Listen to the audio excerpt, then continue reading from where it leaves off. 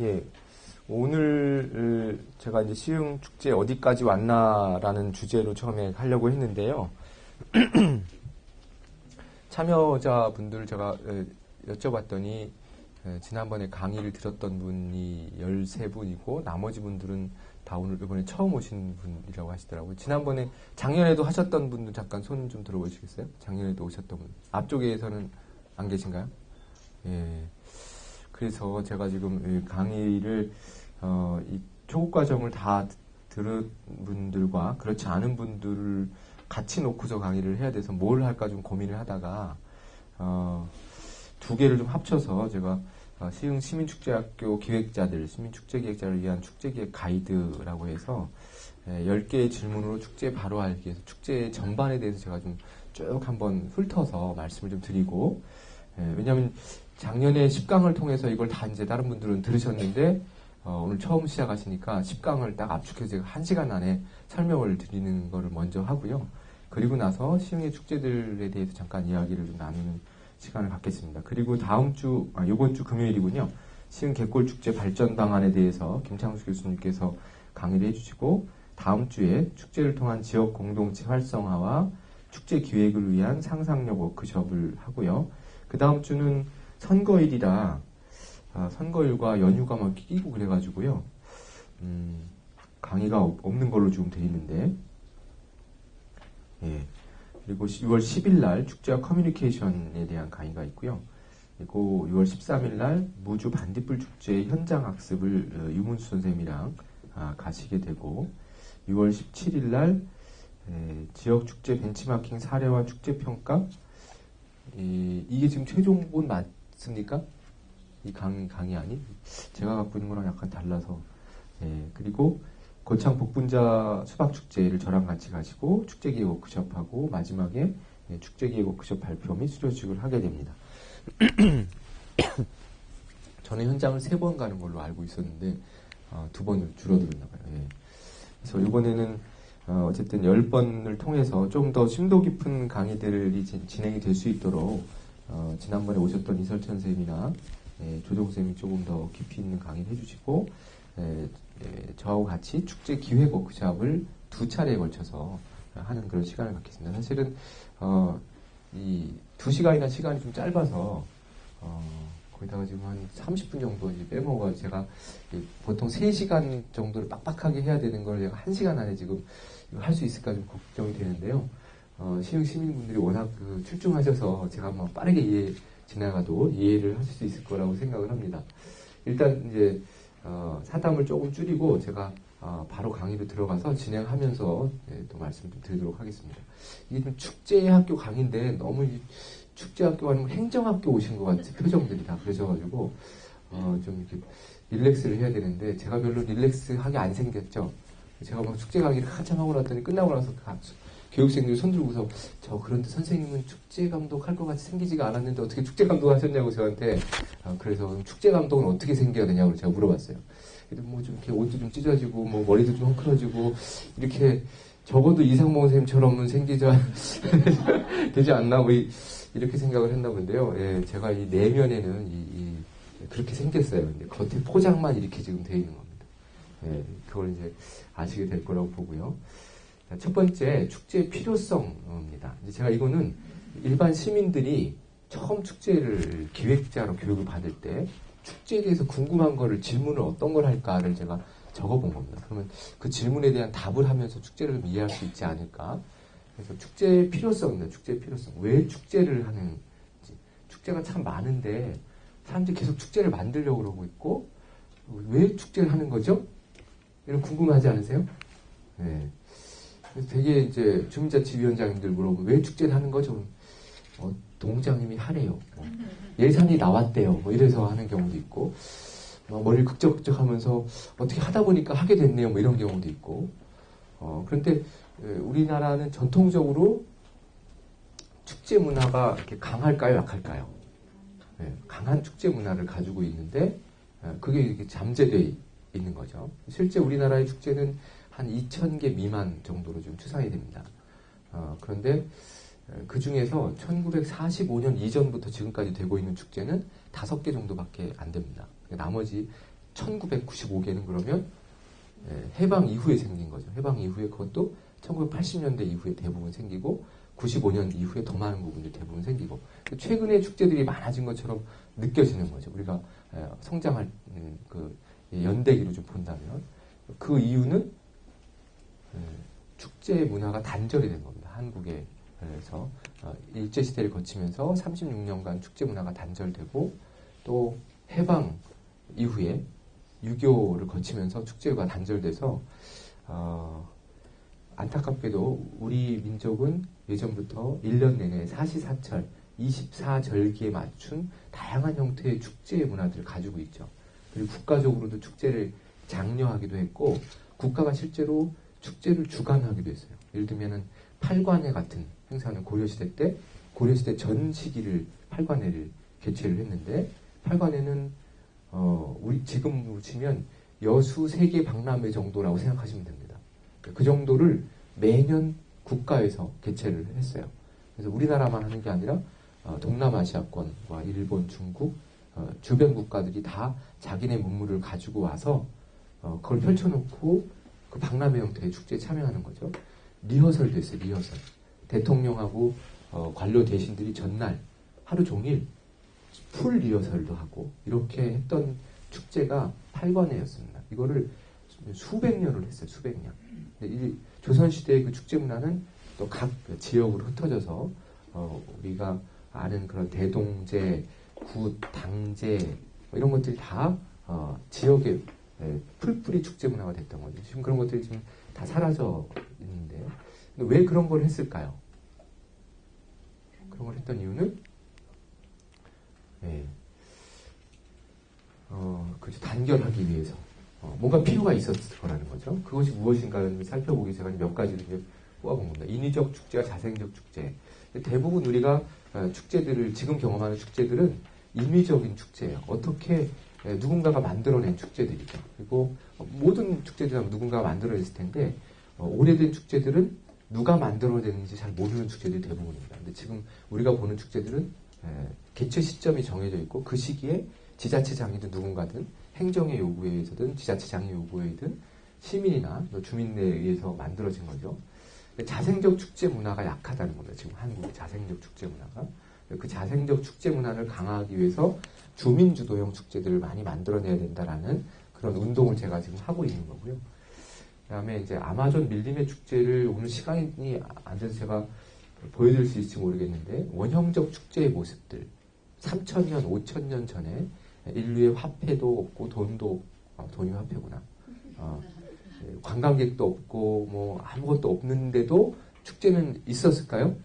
네, 있었겠죠. 그래서 축제로부터 문화가 각 분파들이 생겨난 문학도 축제로부터 나오고 서사 형태의 문화가 나오고 그림이 미술로 분화가 되고 축제 때 울렸던 종이라든지 그런 것들이 노래라는 것들이 음악으로 분화가 되고 그래서 모든 예술 장르들이 축제의 제의식으로부터 이렇게 분화가 됩니다.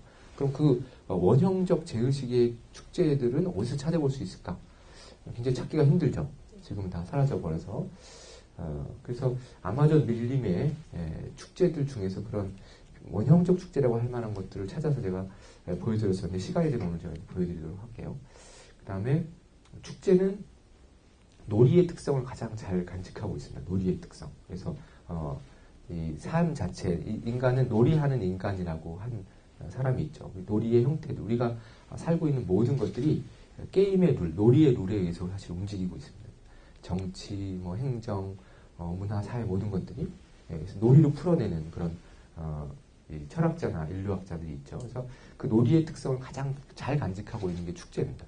지금 많은 이 학자들이 놀아야 된다고 막 그러죠. 노는 사람, 즐기는 사람을 못 당한다 그러고 노는 사람들을 못 당한다 그러는데 우리가 잘 못 놀아요. 언제 놀죠 주로? 술이 취하면 조금 놀고 노래방 가서 좀 놀고 관광버스 타면 놀고 뭐 이렇게 놀아요. 그러니까 평상시에 잘 놀지 못하기 때문에 파티 문화 같은 게 약하죠 우리가. 하지만 우리는 그 잔치를 많이 해왔던 민족이기 때문에 그 월드컵이라든지 이런 큰 행사를 통해서 우리 안에 잠재되어 있던 DNA의 잠재됐던 축제 DNA가 막 살아나는 것들을 경험을 하게 됩니다. 지금 이제 최근에 공동체 강화나 공동체 유지를 위한 필수적인 선택으로서 축제가 많이 이야기가 됩니다. 특히 농촌에서 농촌의 공동체가 많이 깨지고 있는데 도시만 그런 게 아니라 그 깨져나가고 있는 농촌의 공동체를 회복하기 위해서 다시 농촌에서 지금 축제를 이야기하고 있고요. 현대 축제의 개최 목적은 훨씬 더 다양하다고 볼 수가 있습니다. 제가 축제 개최 목적을 한 5개 정도 좀 구분해 놨는데요. 첫 번째가 공동체 결속 유지, 두 번째가 문화자원의 발굴 및 계승, 특산물 판매 및 지역 산업 촉진, 관광 및 도시 마케팅, 문화 생태계 강화, 이렇게 축제 개최 목적들을 한 300여 개의 축제의 목적들을 저희가 다 받아가지고 이걸 추려서 그룹핑을 해보니까 이렇게 크게 한 5가지 정도의 축제 목적군으로 나눠집니다. 이런 목적들을 갖고 지금 우리가 축제를 하고 있는데 시흥 갯골 축제는 어디에 해당될까요? 공동체 결속 유지에 해당될까요? 문화자원 발굴 계승에 해당될까요? 문화 생태계 강화에 해당될까요? 다 해당되는 것 같죠? 축제 목적을 해서 하나라고 보기가 어려워요. 다만 가장 우선적으로 추구하고 있는 목적이 무엇인가에 따라서 구분을 할 수 있을 뿐이고요. 모든 축제는 가다 보면 거의 모든 목적들을 다 달성하게 됩니다. 그래서 주로 지금 시흥 갯벌 축제는 공동체 결속 유지의 측면도 가지고 있지만 지역의 환경 자원을 통해서 도시 브랜드를 만들어가는 측면도 있고요. 또 문화 자원, 갯골의 환경 생태 문화 도시를 만들기 위해서 문화 자원으로서의 갯골을 계승하고 발전시키는 그런 측면도 있습니다. 자, 이렇게 축제의 필요성에 대해서 제가 좀 짧게 좀 말씀드렸는데요. 원래는 축제의 필요성만 가지고 제가 30분 정도 이야기하는데 그냥 다 필요하다고 생각하시니까 제가 좀 짧게 하고 넘어갔습니다. 두 번째가 이제 축제의 정의입니다. 축제의 정의는 축제란 무엇인가에 대한 정의를 찾아보면 축제 전문가들마다 축제를 다 다르게 정의를 하고 있습니다. 도대체 축제란 무엇인가? 제가 강의할 때 축제란 무엇인가 그러고서 하나씩 이렇게 질문을 합니다. 축제란 무엇인가?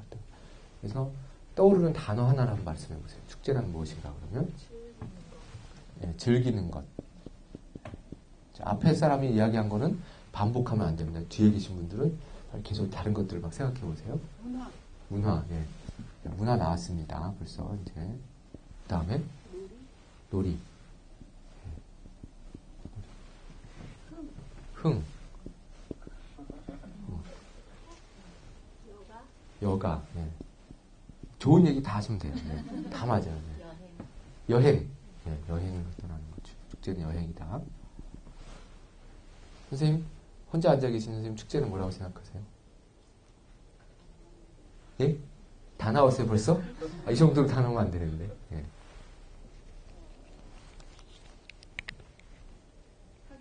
사귐. 네, 사귐. 그때는 사귀는 것이다. 네. 그럼 뒤에 계신 선생님 이렇게 어디 뭐를 생각하셨는데요? 즐기는 거? 두 표 인정. 네. 자, 옆에 계신 선생님 소통. 네, 소통. 네, 아직 안 나왔잖아요. 소통. 네. 동안을 갖고.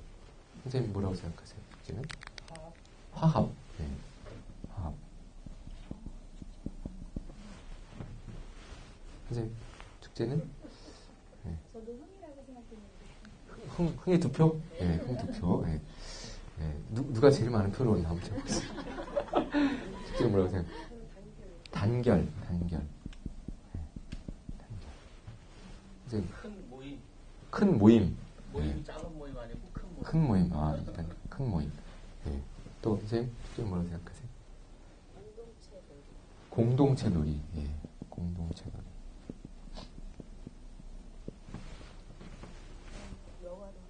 여가 아까 나왔는데 여가. 예, 여가 투표. 예. 뒤에 선생님. 예, 예. 생산. 예. 아, 생산. 네.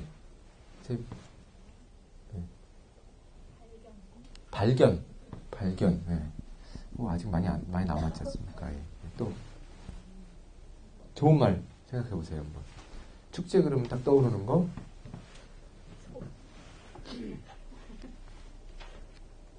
갯골 축제밖에 안 떠오르죠? 예. 갯골 축제 그럼 뭐가 떠오르세요? 환경. 예, 그럼 환경. 예, 축제는 환경이다. 자, 이렇게 생각하셔도 돼요. 뒤에 네. 열정. 예, 열정. 나눔.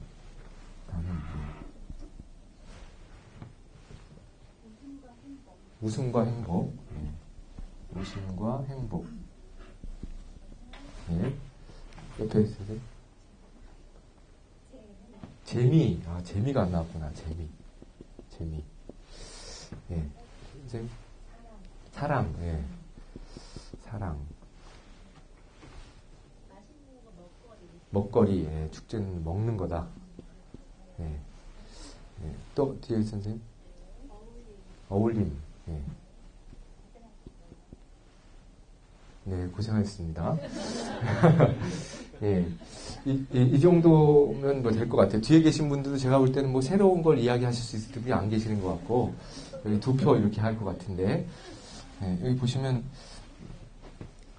굉장히 그 긍정적인 단어들이죠, 다. 예, 부정적인 단어들이 별로 없어요. 가끔씩 부정적인 단어들이 나옵니다. 제가, 이 축제 교육하러 가서 물어보면, 가끔씩 뭐 하냐면 일 나오고, 그 다음에 뭐 고통, 뭐 이렇게 나오는 분도 계시고, 예. 그다음에 돈 이거 긍정적인 건데 돈이 아무도 안 나왔어요. 시험 분들 돈이 많으니까 이 돈은 별로 중요하지 않은 거죠. 예. 자, 이걸 보면은 지금 축제에 대해 정의를 제가 내려볼게요. 축제란 것은 공동체가 지역의 문화를 발견하고 같이 어울리면서 재밌게 즐기며 사귀고 소통하는 화합의 큰 모임이다. 말이 돼요, 안 돼요? 네, 되죠. 네. 한번 더 해볼까요? 네. 축제라는 거는 사랑의 공동체가 단결과 나눔의 문화를 여행, 놀이, 웃음과 행복, 생산적인 프로그램, 먹거리를 통해서 재미있는 모임을 만들어내는 것이다. 이렇게 어떻게 지어내도 축제의 그 상은 굉장히 긍정적으로 나타납니다. 그 이유는 우리 내면에 축제에 대해서 상당히 긍정적인 이미지를 갖고 있다는 거죠. 축제를 우리가 그 깊이 고민해서 이야기하라 그러면 부정적인 이야기가 나오지만 상을 딱 축제하면 떠오르는 상을 이야기하면 굉장히 긍정적인 이야기들이 나오게 됩니다. 그런 기대들을 우리가 갖고 있다는 거죠. 그런데 실제로 축제 현장에서 우리가 보여지는 모습들을 다시 제가 이미지를 물어보면 어떤 것들이 나오냐면 천막, 그 몽고 텐트, 그다음에 개막식, VIP들의 인사말, 그다음에 팔도 먹거리 장터, 전국 노래자랑, 무대와 객석 이런 것들이 나와요. 그러니까 우리가 실제로 현장에서 보는 것과 우리 마음속에 있는 것과의 괴리가 굉장히 큰 거죠. 그래서 실제 축제를 담당하는 공무원, 행정에서 축제 담당자들이 되면 나는 이 축제를 잘하기 위해서 공동체 문화와 여가와 단결, 그다음에 주민들의 열정을 불러일으켜서 웃음과 행복 있는 지역을 만들어야지 이렇게 생각을 안 한다는 거예요. 어떻게 생각할까요? 무대를 얼마나 크게 해야 할지, 객석을 어디다 놔야 되지, VIP들을 몇 명을 불러야 되지. 작년에는 스크린이 너무 작아가지고 뒤에 앉아있는 사람이 안 보인다고 민원 들어가지고 과장님이 혼났는데 그럼 스크린을 300인치로 올려야 되나? 팔도 먹거리 장터는 작년에 그 업체가 문제를 많이 일으켜서 다른 업체로 바꿔야지. 이 사람의 고민에는 뭐가 빠져 있어요? 즐거움이 빠져 있고 축제를 왜 하는지에 대한 why에 대한 것들이 빠져 있는 거죠. 왜 축제를 하는지는 다 없어졌어요. 그냥 축제 현장에서 보여주는 표피적인 모습들을 어떻게 만들어내는지. 그런 축제를 우리가 갔다 오면 즐거워서 막 주변에 내가 축제 갔었는데 뭐 너무 재밌고 우리가 일본에 축제 갔다 와가지고 많이 주변 분들한테 이야기했을 거예요. 사람들이 미쳤나 봐. 새벽에 모여가지고 막 3,000명이 뛰어다녀. 5km 뛰어다니고 애들도 뛰어다니고 물 뿌리고 그 사람 참 신기하더라라고 이야기할 텐데 우리가 대부분 축제 갔다 별로 얘기를 안 해요. 주위에다가. 왜? 별로 이야기할 게 없어요. 늘 뻔한 행사들이 많이 펼쳐지니까. 그런 와중에 갯골축제는 굉장히 잘하는 거죠. 상당히 많이 다른 모습들이 보여지고 있기 때문에. 그래서 이 갭, 실제 현장에서 보여지는 축제의 모습과 우리 내면에 갖고 있는 축제에 대한 기대를 어떻게 좁힐 것인가가 사실은 축제 기획자들의 역할입니다. 이걸 어떻게 만들어갈 것인가. 그러려면 뭐가 있어야 돼요? 축제가 무엇인지에 대한 그림이 우리 머릿속에 있어야 되는 거죠. 우리가 모자이크를 만들듯이 축제에 참여한 많은 사람들이 퍼즐을 맞추는데 시흥 갯골축제 또는 아름다운 시흥이라는 퍼즐을 축제를 통해서 만들어가는데 아름다운 시흥이라는 글자나 그림, 밑그림이 없으면 퍼즐을 맞출 수 있나요? 못 맞추나요? 그래서 축제가 어떤 방향으로 가고 어떤 모습이어야 되는지를 모두가 공유하고 있는 건 굉장히 중요하다는 겁니다. 그래서 다 다른 생각들을 갖고서 하나의 축제로 합쳐질 수가 없어요. 그래서 이 시민들이 자꾸 축제에 대해서 논의하고 시흥의 미래를 이야기하면서 함께하는 그런 공동체 행사의 상을 자꾸 그려가면서 그걸 합쳐나가는 노력을 기울일 때 굉장히 폭발적인 에너지가 나올 수 있다는 거죠. 축제라는 거는 아주 좋은 건데 우리가 지금까지 잘 못 만들고 있었다. 그래서 여기서 제가 이야기하는 건 축제에 대한 정의는 굉장히 다릅니다. 코끼리 뒷다리 만지는 것처럼 많은 분들이 축제를 인류학적 관점에서 바라보고 민속학적 관점, 문화적 관점, 심리학적, 예술적 다양한 관점 축제를 보고서 자기가 보는 부분을 이야기합니다. 여러분들 가서 축제에 대한 평가를 하면 화장실이 좁아. 화장실이. 먹을 게 없어. 그럼 축제는 먹을 것 많으면 축제는 잘하는 건가? 그렇지 않거든요. 화장실만 크게 만들면 축제는 잘하는 건가? 그것도 아니고 프로그램이 좀 빈약해. 이건 약간 좀 수준 높은 관계입니다. 프로그램이 빈약해. 프로그램만 풍성하면 되는가? 프로그램 많이 늘려놔요. 그것도 아닌 것 같아요. 축제는 여러 가지 구성 요소들이 적절하게 잘 균형 있게 배합이 돼서 공동의 목적을 향해서 나아가고 있을 때 잘하고 있는 거죠. 그런 것들을 이 균형 잡힌 관점에서 축제를 보고 이야기할 수 있는 사람들이 많아져야 된다는 거죠. 그래서 포괄적 정리를 좀 내리는 것이 중요하다고 좀 보고 있습니다. 축제의 출발은 관광이 아닌 문화다라고 이야기하는데 이거는 우리가 아까 최고의 관광 상품은 생활문화 그 해군 축제입니다라고 했는데 그럼 갯골축제 저 관광 상품을 만들자 그럼 우리 기자님이 잘못한 거예요? 잘못한 거 아닙니다.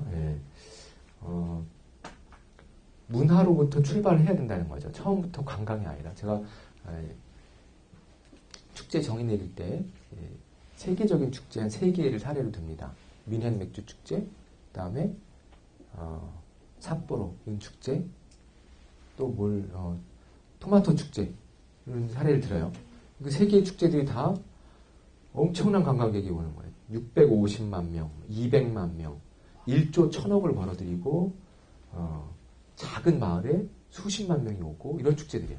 근데 그런 축제들이 처음에 출발은 관광객을 많이 불러모으기 위해서 한 게 아니라 그냥 자기네끼리 놀다가 자기네끼리 즐기다가 주민들이 즐겁다 보니까 주위 사람들한테 알려진 사람이 뭐 때문에 저렇게 즐거워하는지 구경하러 왔다가 주변 사람들한테 알려주고 그 입소문을 듣고 또 더 많은 사람이 찾아오고 그래서 자연스럽게 그 문화가 확산되면서 관광 효과를 나타내는 거죠. 그래서 관광을 위해서 축제를 만든다는 건 우리가 관광객의 주머니에서 돈을 빼내기 위해서 딱 거기에 맞는 어떤 걸 만들어내는 거예요. 그게 오래 가지 못한다는 거죠. 이 관객들이나 방문객들은 너무 이제 약아져서 깊이 있는 정말 진짜를 찾고 싶어요. 그렇지만 관광적 관점에서 관광 개발적 관점에서 만들어진 축제들은 굉장히 이 깊이가 얕아서 금방 속이 드러나는 거죠. 그래서 뿌리가 없는 축제들이라고 많이 얘기합니다. 제가 한국의 축제 문화를 이야기할 때 토양이 없이 그냥 나무를 심어놓은 거라고 얘기하는데요. 축제라는 거는 지역에 큰 숲을 만드는 겁니다. 문화의 숲을 만드는 건데 숲을 만들기 위해서는 잔디부터 시작해서 땅이 좀 토양에 영양분이 생겨나기 위해서 작은 잡초부터 생겨나고 거기에 잡목들이 우거지고 좀 큰 나무가 자라고 그 다음에 그 중에 몇 개가 좀 쑥쑥 자라가지고 큰 느티나무가 돼서 주변을 다 그늘지게 만들고 이런 것들이 오랜 시간을 거쳐서 이루어지는 것이죠. 그런 숲을 만들어내야 되는데 우리는 시간이 없으니까 자갈밭이든 뭐 상관없어요. 그냥 나무를 사다가 그냥 거기다가 꽂아 놓는 거예요. 뿌리를 내리기도 전에 꽂아 놓으니까 이게 잘 안 자라는데 멀리서 보면 나무 같잖아요. 그 한 3개 좀 꽂아 놓으면 숲이 만들어질 것 같아. 근데 그게 나무가 잘 안 자라니까 어떻게 해요? 죽어갈 것 같으니까 수액을 막 꽂잖아요. 수액. 그래가지고 살아는 있어. 현재. 살아있는데 수액을 끊으면 어떻게 해요? 바로 사망하는 거죠. 그래서 우리 대부분의 축제들이 수액을 끊으면 사망한 거. 뭐냐면 예산 지원이 없으면 그대로 중단되는 거예요. 왜? 그 나무들이 뿌리 내리고 있지 못하는 거죠. 토양이 없다는 겁니다. 그 토양은 바로 시민이고요. 시민들의 열정이고 에너지고 참여입니다. 그게 없이 축제가 만들어지고 지속되지 못한다는 거죠. 심지어는 지역에서 10년 된 축제조차도 시장님 바뀌면 한순간에 없어져 버리는데 아무도 그거에 대해서 이의를 제기하지 못해요. 왜? 아무도 돈을 낸 사람이 없어요. 세금으로 만들었는데 주민들은 그 세금이 내 돈인지도 모르고 그냥 시장이 만들었다 없애니까 자기 거 만들었다 없앤다고 생각하는 거죠. 그러니까 그게 그냥 없어져도 10년을 지켜온 지역의 문화들이 그냥 순식간에 사라져도 아무도 문제 제기를 못하는 거죠. 주인이 없기 때문에 그럽니다. 주인이. 그래서 그 축제의 주인을 만드는 누가 그 축제의 주인인가. 지금 시장님이 바뀌어서 갯골 축제 우리 축제 더 큰 축제를 만들어야 되겠어 없애야 되겠어라고 하면 시민들이 뭐 더 큰 축제 만들어준다니까 없어지나 보다라고 할까요? 문제 제기를 많이 합니다. 민원 들어가고 시장실에 가서 막 띠 두르고 위원장님만 감독님만 그러는 게 아니라 거기 참여했던 누가 그걸 할까요? 자원활동했던 분들, 스텝으로 참여했던 분들, 이 교육받았던 여러분들이 그런 역할들을 하는 겁니다. 절대로 없을 수가 없죠. 근데 지역에 있는 많은 축제들이요. 그렇게 와서 띠두르고 항의할 수 있는 사람들이 없는 축제들이 대부분이라는 겁니다. 아무도 관심이 없어요. 실제로 신종플루나 구제역 때 축제가 200개씩 사라졌는데도 사라진지도 몰라요. 공무원들만 행정 서류를 통해서 하는 거죠. 그런 축제들이 많다는 겁니다. 이벤트하고 축제의 구분은 따로 제가 말씀 안 드려도 아주 간단한 겁니다. 지속 가능한 문화 유기체로서 지속 가능하게 성장을 하고 있는가. 그리고 그 축제를 위해서 내가 주인이다라고 이야기할 수 있는 사람이 있는가 하면 그건 축제고요. 이벤트는 주인이 없어요. 예산을 갖고 일시적인 목적에 의해서 만들어지는 것들이죠. 그래서 기획사에서 예산이 있으면 만들고 아니면 못 만들고. 자, 그래서 원형적 축제 정의를 제가 포괄적으로 내린 겁니다. 이거는 특정한 공동체가 주체가 돼서 공동으로 합의된 목적을 달성하기 위하여 일정한 시기에 일정한 기간 동안 정해진 장소에서 지역의 특정한 문화자원을 소재로 펼치는 기획된 문화행사로서 공동체의 자발적인 참여를 전제로 한 유의성 프로그램과 일탈적인 프로그램이 중심이 되는 정례적이고 본성적인 문화활동. 굉장히 어렵죠. 제가 이야기하는 게. 이게 지금 그 아마존 밀림에서 했던 뺏기 축제하고 제가 현대 축제 두 개를 비교하면서 이 축제 정의를 내린 건데요. 일단 오늘 진행을 해보고 제가 빨리 끝나면 그걸 다시 보여주고 이로 다시 돌아오도록 하겠습니다. 이건 포괄적인 축제의 원형적 정의라고 보시면 되겠습니다. 그 다음에 축제의 구성 요소로 넘어가 보겠습니다. 축제의 구성 요소는 축제를 기획할 때 놓치지 말아야 될 축제를 구성하는 구성 요소들을 정리해야 할 수 있을까요? 그래서 내가 기획자라면 무엇을 갖춰줘야 축제라고 할 수 있을까요? 라는 것들을 물어보는 겁니다. 그랬을 때 이제 몇 가지를 제가 정리를 한번 해본 건데요. 축제 기획의 5대 요건으로 제가 이야기하는 거는 요거 5가지입니다. 하나는 제일 중요한 건 목표입니다. 우리가 왜 축제를 하는가 하는 비전이 분명해야 되는 거고요. 두 번째가 컨텐츠입니다. 어떤 프로그램들로 이 축제가 구성이 되어 있는가. 세 번째가 인프라, 축제를 시행하게 되는 축제가 놓여지게 되는 장소, 거기 만들어진 시설, 그다음 환경적인 모든 요인, 그다음에 공간을 이야기하는 것들입니다. 그 다음에 홍보 마케팅, 커뮤니케이션이 축제를 아무리 좋게 만들어다 하더라도 사람들이 안 오면 소용이 없죠. 그다음에 커뮤니케이션이 네 번째. 마지막에 매니지먼트는 운영입니다. 운영. 축제를 예산 운영, 인력 운영, 현장 운영 이런 운영이죠. 이렇게 5가지를 축제 기획의 5대 요건이라고 얘기하고요. 그다음에 원형적 축제 12가지 구성 요소에 제가 이 아마존 밀림의 뺏기 축제를 가지고서 이렇게 쭉 도출을 해본 건데요. 그럼 뭐가 나오냐면 축제 명칭, 주체, 목적, 소재, 개최 장소, 시기, 축제 규칙, 유의성 프로그램, 일탈성 프로그램 이렇게 12가지가 나오는데 여기서 이 뒤에 위에 있는 부분들은 대부분 다 가지고 있는 부분들이죠. 밑으로 내려갈수록 축제 규칙이 없는 것도 많이 있죠.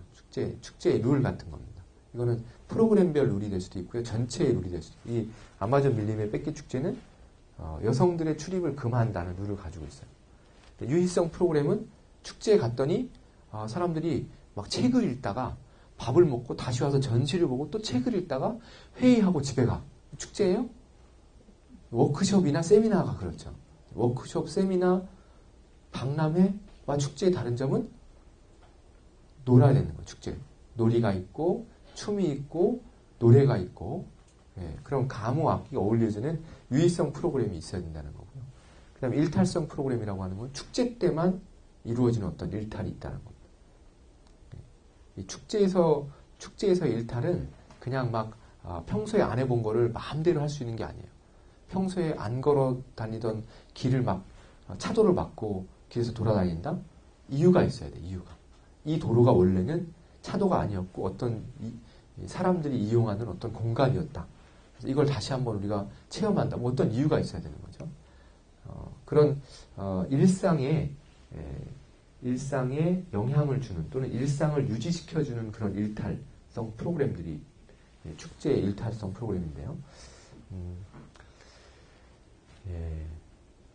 예를 잠깐 하나 이걸 들어야 될 것 같아요. 예를 들면 중세시대 때 카니발들이 있죠. 지금 브라질의 리오 카니발, 삼바 리오 카니발 같은 것도 중세 카니발의 영향과 그 전통을 받아서 유지되고 있는 건데 카니발이 이루어졌던 나라들은 대개 캐톨릭 국가들이죠. 유럽의 캐톨릭 국가들. 중세시대의 캐톨릭 국가들은 계급사회예요. 계급사회. 아주 엄격한 계급사회죠.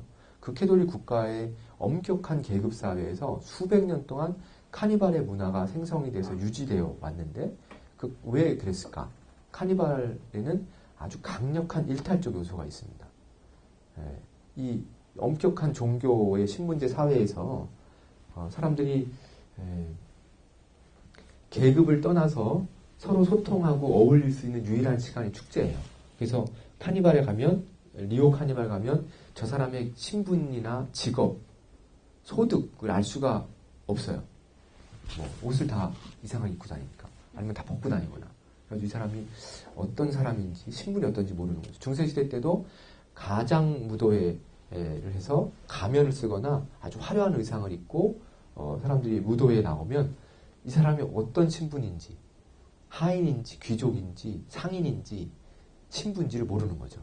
그렇게 사람들이랑 어울리는 거예요. 이렇게 일주일 동안 어울리다가 화요일 날 밤에 광란의 엑스타시를 경험합니다. 이제 더 심하게 어울리는 거죠. 그래서 막 카니발 베이비가 막 탄생하기도 하고 그래요.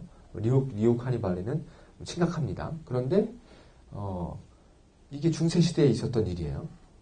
그런데 그 다음 날 뭐해요, 이 사람들이? 일상으로 돌아가 옷을 다 잘 차려입고 성당 가서 성호 긋고 재 뿌리고 40일 동안 금욕, 금식, 금주 생활을 하죠. 그러니까 이 40일 이렇게 지내야 되기 때문에 그 바로 앞에 화요일까지를 축제 기간을 두고 또 나머지 320일은 어때요? 엄격한 신분제 사회에서 자기의 직분으로 돌아가서 자기 신분을 살아야 돼요. 그래서 이런 그 억압된 사회에서 굉장한 프레스를 주겠죠. 이 속에서 사람들이 일종의 해방구나 숨통의 역할을 해주는 게 축제라는 겁니다. 그 사회에서는 이 카니발이라는 거는 그냥 단순한 놀이, 있어도 그만 없어도 그만 한 놀이가 아니라 이 사회의 질서나 제도를 유지하기 위해서 반드시 필요했던 축제고 반드시 필요했던 일탈이라는 겁니다. 그렇게 축제에서 일탈은 일상을 유지시켜주는데 아주 중요한 역할을 하는 거죠. 그래서 어떤 학자는 축제 기간을 갖고 고대에는 축제 기간이 이 1년의 시작이에요. 나머지는 축제가 아닌 때와 축제인 때로 구분해서 축제인 때를 가장 중요하게 생각을 해요. 우리의 일상적인 그 선조들의 축제들도 그렇게 일상의 고통, 그러니까 어려움 같은 것들을 잊어버리게 만들고 다시 원점으로 돌리는 그런 역할을 했습니다. 그래서 다시 없던 거로 다시 처음부터 시작할 수 있도록 만들어주는 것이 축제였다는 거죠. 안 그러면 사람들에게 이 정서적인, 사회적인, 문화적인 그 앙금들이 계속 쌓여가면 어떻게 돼요? 얼마 있다가 혁명이 일어나서 사회가 붕괴가 돼버리죠. 제도가 붕괴가 돼요. 중세시대가 수백 년 유지됐던 것도 마찬가지로 그런 일탈적인 축제들의 문화가 허용됐기 때문에 가능했다는 겁니다. 축제 시설이나 도구가 있고요. 축제 음식이 있고 기획자가 있습니다. 여기 이 축제 구성 요소에 지금 없는 게 뭘까요? 축제 구성 요소에 있을 법한데 없는 거는 관객이 없어요. 관객, 방문객. 방문객은 없어도 되는 거예요. 우리가 일본의 축제를 가봤지만 방문객 별로 중요하게 생각 안 해요. 지들끼리 노느라고 바빠가지고 누가 오는지 뭐 보는지 신경도 안 씁니다. 보거나 말거나 자기들끼리 놀아요. 방문객은 별로 중요하지 않아요. 자기네들끼리 노는 거예요. 축제란 그렇게 원래 우리끼리 그 공동체가 노는 거였지 누군가한테 잘 보여주려고 노는 것이 아니었단 말이에요. 또 뭐가 없어요? 돈이 없어요. 돈. 예산. 그럼 예산 없이 축제란 말이냐? 그럼 갯골축제는 예산 없어도 할 수 있냐? 옛날에 그랬다는 거예요. 예. 지금은 충분한 예산이 있어야 되겠지만 근데 어쨌든 축제는 돈으로 하는 것이 아니라 오히려 사람들의 공동체의 열정과 의지로 만들어내는 거죠. 지역 축제에 오히려 돈이 들어가면 문제가 막 생겨요. 마을에 70명 사는 마을에 3천만 원을 지원받으면 이 마을 주민들이 멘붕 상태에 빠져. 3천만 원으로 축제를 하려는 거야. 3일 동안. 이걸 어떻게 해야 되나. 근데 돈 나눠 가지면 안 돼. 어떻게 해야 돼요? 3천만 원 어떻게 쓸까요? 쓸 방법이 없어요. 결국은 이벤트사에다가 2천만 원 주고 무대 만들고 음향, 조명 설치하고 가수 불러오지 않고서는 3일 동안 그 돈 쓸 방법이 없는 거예요. 그 나머지 돈으로 자기네들 운영하고 뭐 결국 누구 위한 행사가 돼버렸어요? 그 이벤트사랑 가수를 위한 행사가 돼버리고 우리는 구경꾼이 돼버리는 거예요. 그래서 지난해 축제가 잘하는 이유는 우리가 얘기하는 건 거기는 축제하는 마을당 100만 원씩 줬어요. 100만 원. 100만 원 주고 축제하라니까 마을에서 뭐라 그래요? 장난해요? 100만 원 가지고 뭐 하라고?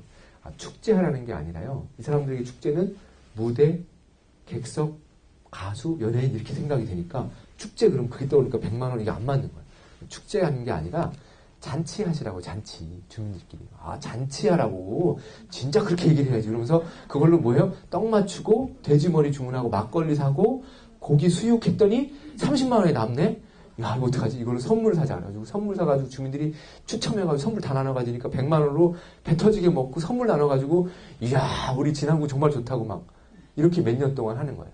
몇 년을 했더니 안 모이던 마을 사람들이 모여서 놀기 시작하고 모여 놀다 보니까 재밌으니까 야, 내 휴가 때 어디 딴 데 가지 말고 집에 내려와. 떡하고 고기하고 막걸리가 원 없이 먹을 수 있다고 내려오라 그러니까 고향을 떠난 사람들이 휴가철에 마을로 더 내려오기 시작하는 거예요. 그러다 보니까 야, 이거 그냥 이렇게 노니까 우리가 좀 미안한데 우리가 옛날에 했던 놀이를 좀 다시 해보자 해서 산에 가서 시키지도 않았는데 나무 떼목 만들고 막 땅 파가지고 감자 삼부 타고 옛날에 했던 막 이렇게 딸기치기 이런 거 어르신들이 막 꼬아가지고 이거라도 해볼까? 이러다 놀다 보니까 놀이도구가 막 옛날에 했던 게 복원이 되는 거예요. 그걸 보고서 사람들이 이거 재밌다고 떼목 타러 가가지고 한 5년쯤 하니까 4,000명, 5,000명이 오는 마을이 생겨나요. 근데 이 마을에 처음부터 3천만 원 줬으면 어떻게 됐을까요? 3천만 원 한 3번 하고 그 다음부터는 3천만 원 안 줘. 그럼 어떻게 마을에서? 못해. 오히려 더 못해요. 더 못해. 처음부터 안 주던 마을보다 더 못하는 거죠. 그래서 예산이라는 것은 자칫 독이 될 수 있다는 겁니다. 그래서 이 예산을 어떻게 쓰느냐 그리고 우리의 단계에 맞는 예산이 필요하다는 겁니다. 축제에는 구성 요소에는 돈이 안 들어가 있다는 겁니다.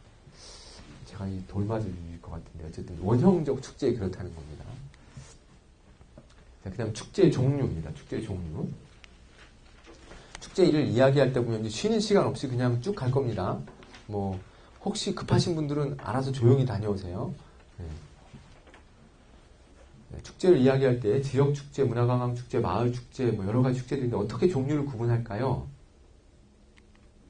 축제 종류는 축제 구분의 기준에 따라서 기준 선택에 따라 다양하게 구분될 수가 있어요.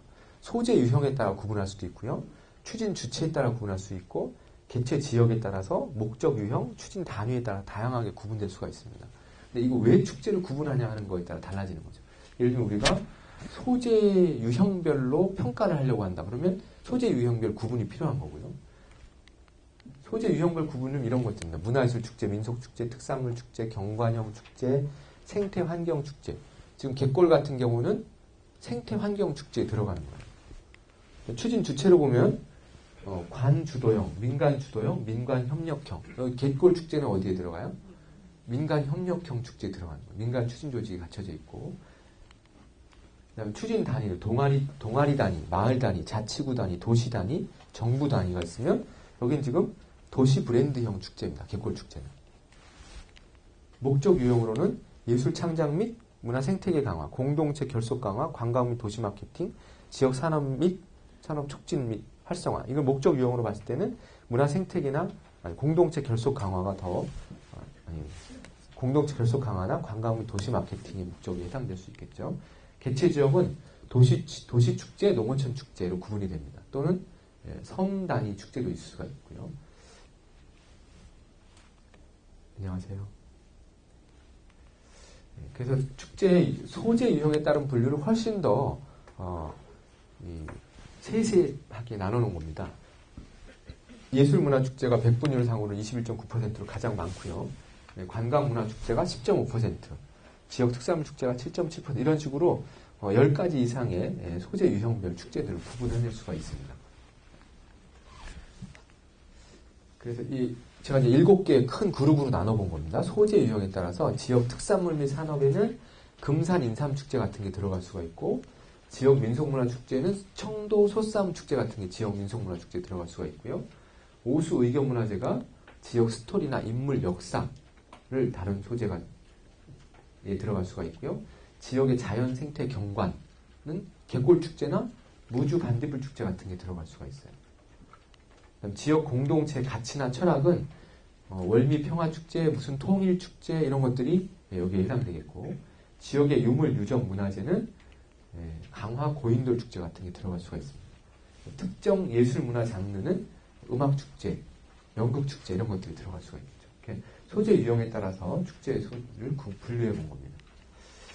여기 그 다음 페이지 나오는 거는 서울시 축제를 제가 지금 평가를 하고 있어요. 서울시 축제에 대한 평가 책임을 제가 3년 동안 지금 계속 맡고 있는데, 3년 동안 제가 하면서 서울축제 지원 정책과 그다음 평가 체계를 만드는 작업을 하고 있습니다. 이게 그걸 하면서 서울축제를 8개 유형으로 목적 유형으로 좀 이렇게 구분해 놓은 건데요. 이걸 가지고서 다시 4개로 이렇게 합치는 작업을 했습니다. 이렇게 어떤 목적을 갖고서 축제를 구분해 내느냐에 따라서 다양한 구분들이 이루어질 수 있기 때문에 축제를 어떻게 분류하고 구분하느냐 하는 것들, 축제의 종류, 이건 크게 중요한 건 아니라는 거예요. 5번째 질문입니다. 축제 위기. 세월호 침몰로 봄 축제들이 많이 취소되거나 연기되고 있습니다. 지난해 마임 축제도 그렇고, 오래된 축제들, 작년에 이제 춘천 마임 축제가 위기를 맞았어요, 한번. 오래된 축제들도 위기를 겪을 때가 많은데, 왜 축제는 항상 위태로운 걸까요? 안전한 축제란 존재하는 걸까요? 안전한 축제는 제가 볼 때 우리나라에서 안전한 축제가 되려면요, 한 20년쯤은 해야 안전할 것 같아요. 20년쯤은 해야 적어도 2개, 아무리 시장님이 오래 해도 15년 이상 못 하잖아요. 12년? 3선을 해도 12년, 15년 이 정도잖아요. 그죠? 12년인가? 4년씩. 네. 그러면 그리고 시장이 바뀌었어.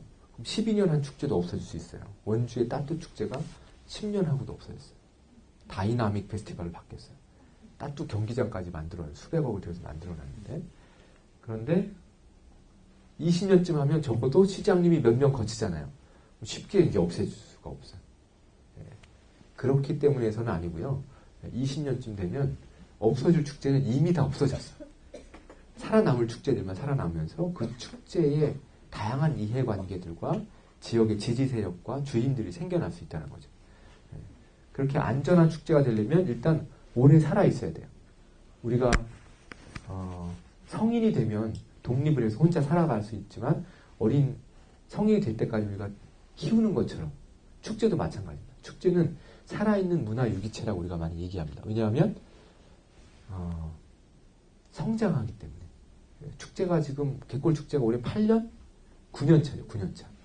9년 차면 어떻게 초등학교 2학년이잖아요. 초등학교 2학년이면 뭐 좀 집에 혼자 오죠. 집에 혼자 올 정도.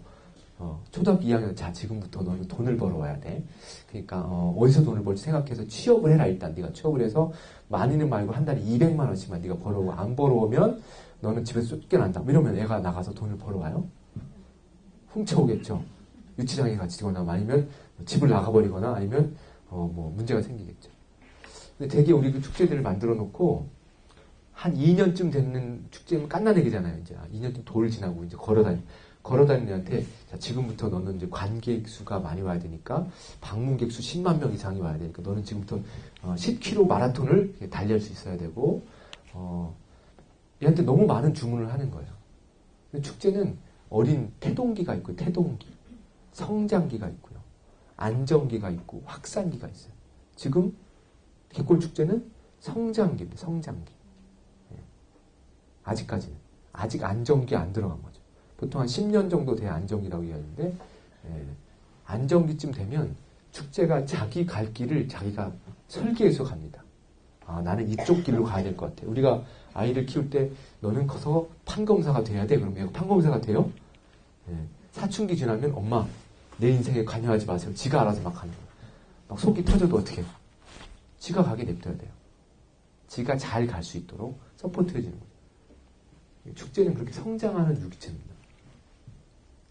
그래서 어느 정도 성장할 때까지는 지켜줘야 되는 거죠. 그렇게 됐을 때 스스로 커나갈 수 있다는 거죠. 그래도 이 위기를 극복하는 여러 가지 방안으로 제가 몇 개를 뽑아본 겁니다. 재생산을 위한 축제 생태계의 구축. 이건 뭐냐면 지역에 작은 축제, 중간 축제, 큰 축제의 생태계를 구축해서 축제들이 서로 연결되면서 서로 영향을 주고받고 인력들도 교류가 되고 그러면서 지역에 자연스러운 숲과 같은 축제 생태계가 만들어지는 거예요. 예를 들면 지역에 마을 단위 축제가 시흥에 30개가 막 활발하게 진행이 되고 있어요. 동 단위로. 시흥에 마을이 30개는 되나? 돼요. 30개 마을에 막 축제를 해요. 그 마을 축제할 때 어쨌든 전문가나 문화 인력, 여기 계신 여러분들이 이제 거기서 활동을 막 해요. 그렇게 한 3년 정도 활동하던 분들이 구 단위? 면 단위? 시흥이 면이에요? 구예요? 없구나. 동 바로 시내. 시축제가 만들어지면 좀 작은 축제가 있고 대표 축제가 있으면 갯골 축제 말고 좀 작은 축제, 평생학습 축제를 하고 뭐 시민의 날 행사할 때 그분들이 차출돼. 왜? 활동을 했었으니까. 그 누구 엄마가 축제 교육받더니 아주 잘하더라고. 거기서 활동을 해요. 활동한 사람들이 또 같은 사람들의 자기 새끼를 치는 거죠. 전문가들을 또 만들어내. 또 큰 축제를 하게 돼. 이렇게 지역의 인적 생태계가 만들어지기도 하고요. 그 다음 그 축제에 출연할 수 있는 컨텐츠 생태계가 만들어지기도 하고 이걸 지원해주는 서포트해주는 후원 생태계가 이런 것들이 만들어지면 탄탄한 지역의 생태계, 축제 구조가 형성이 되는 겁니다. 이게 없이 지역의 대표 축제 하나만 딱 달랑이 있다. 계속 시에서 예산을 거기다가 쏟아부어야 되고요. 계속 외부에서 전문가들을 수혈해야 돼요. 시흥은 지금 이런 작업들을 좀 하고 있는 겁니다. 생태계를 만드는 작업. 그래서 축제 경영과 축제 콘텐츠는 상보적 관계라고 하는 건 뭐냐면 축제라는 거는 일종의 예술적, 문화적 그런 영역이 있어요. 또 한쪽에서는 경영적, 행정적 영역이 있어요. 이 부분들을 동시에 아주 축제가 커졌을 때 지금 3, 4억 정도 규모면 총감독이나 예술감독이 해결해낼 수가 있어요. 행정이 지원해주면. 근데 이게 30억 정도 규모가 되면 예술감독이 30억에 대한 살림을 할 수 있을까 없을까요? 없어요. 굉장히 어려워집니다. 100억 규모가 되면 불가능해요. 그래서 자기의 전문 영역이 있다는 거죠. 그런 영역들이 서로 잘 형성이 돼서 역할 분담을 해야 된다는 얘기입니다. 그리고 수용자 주도성 강화를 한다는 것은 축제 매니아층, 축제 주인들을 만들어낸다는 겁니다. 제가 계속 이제 축제 주인 이야기를 하는데, 이 서울시 축제의 새로운 이제 정책적 방향성으로 작년부터 얘기하고 있는 수용자 주도성입니다. 이 축제를 수용하는 일종의 타겟층이 될 수도 있고, 방문객이 될 수도 있고, 스텝진도 될 수도 있고, 이 사람들이 점점 축제에 관여하는 이 수위를 높여가는 거예요. 내가 자원활동을 했다가, 그다음에 운영 스텝을 했다가, 기획 스텝을 했다가, 팀장을 했다가, 이런 식으로 고관여 수용자층을 많이 만들어요. 그래서 이 축제를 잘하기 위해서는 시흥 갯골 축제 합니다. 그러면 내가 거기서 뭘 해야 되지? 이번에 뭐 해야 되지? 저한테 역할 좀 주세요. 이런 사람들이 한 300명쯤 되잖아요. 그럼 그냥 저절로 굴러갑니다. 지금 한 100명 될까? 몇 명인지 잘 모르겠습니다만 그런 사람들을 지금 많이 만들어내기 위해서 이런 작업들을 하고 있는 거죠. 그래서 매니아층을 확대하고 주인들이 많아지는 축제는 위기에서 넘어지지 않을 수 있다는 겁니다. 가장 정치적이면서도 가장 비정치적인 게 축제 조직이어야 된다. 뭐냐면 지역 축제 조직은 정치를 잘 알아야 돼요. 지역에 무슨 얘기냐면 축제 감독님이 이제 내년에 시의원으로 출마하라는 얘기가 아니에요. 축제 조직이 지역 정치라는 것, 지역에 다양한 이해관계가 있다라는 것, 이걸 인정해야 된다는 것. 그 이해관계들 속에서 이걸 내가 무조건 막 받아치는 것이 아니라 이걸 잘 조정하고 교류하게 만들고 협력하게 만드는 정치적인 수완들을 갖고 있고 그런 안목이 있어야 트러블이 없이 이 축제를 잘 안착시킬 수 있다는 거죠. 그런 안목이 있으면서 동시에 축제 조직 자체는 아주 비정치적이어야 돼요. 춘천의 마인 페스티벌이 예산을 좀 확보해 보기 위해서 새누리당 국회의원을 추진위원장으로 딱 모셨어요. 그리고 어떤 일이 생겨요? 축제에 박근혜 대통령을 비하하는 예술가가 출연자로 초청이 됐어요. 그걸 공연하는 것도 아닌데 국회의원 홈페이지에다가 당신이 위원장하는 축제에 대통령을 비난하는 출연자를 세울 수가 있냐? 이거 말이 안 된다. 행정공문으로 그걸 취소하라. 이런 어이없는 일들이 막 벌어지는 거죠. 결국은 그 축제 조직이 정치로부터의 거리를 둬야 되는데 그걸 못 둠으로 인해서 오히려 정치 휘말리는 상황이 되어버렸어요. 굉장히 큰 문제가 생기고 결국은 예술감독이 25년 만에 사퇴를 했어요. 그래서 지금 춘천 마임 축제는 굉장한 파행을 겪고 있습니다. 세계 3대 마임 축제고요. 한국 공연예술 축제의 제일 큰 맏덩이인데도 불구하고 그런 위기가 있어요. 왜?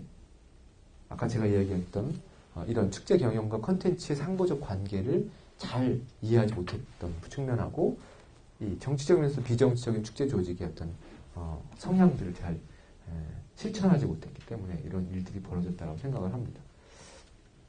축제는 축제 현장에서 보여지는 것들로 평가되는 것이 아니라 축제 현장에 보여지는 컨텐츠가 얼마나 체계적이고 긴 과정을 거쳐서 만들어져 왔는지를 보고서 우리가 감동을 받는 거죠.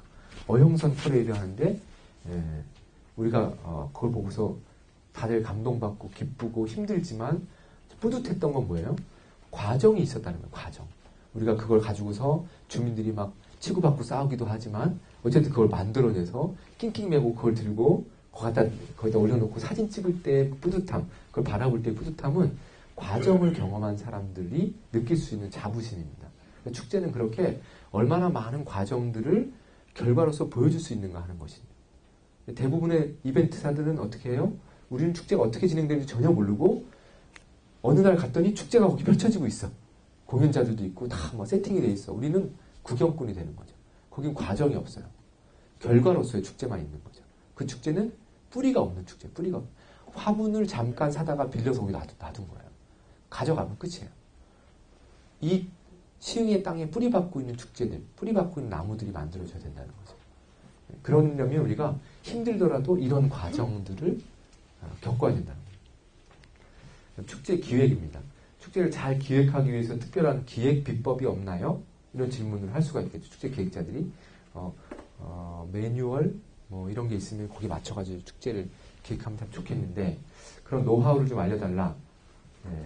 그래서 제가 이제 몇 가지 얘기하는 게 있습니다. 새로운 지역 축제의 성공 가능성을 판단하는 기준, 어떤 축제를 만들어냈어요. 오이도에서 조가비 축제 말고 새로운 어떤 대표 축제를 만들었을 때 이 축제가 성공할 수 있는가, 이걸 판단하는 기준으로 차별성, 현실성, 시의성, 전문성, 사업성, 확장성, 연계성, 정례성, 장소성, 자발성, 뭐 이렇게 많아, 성이. 예, 여기서 가장 중요한 거는 뭘까요? 다 중요하지만 자발성이 제일 중요할 것 같아요. 누가 이 축제를 만들고 싶어 하는가? 아무도 원하지 않는데 축제 만들어봐야 소용이 없는 거죠.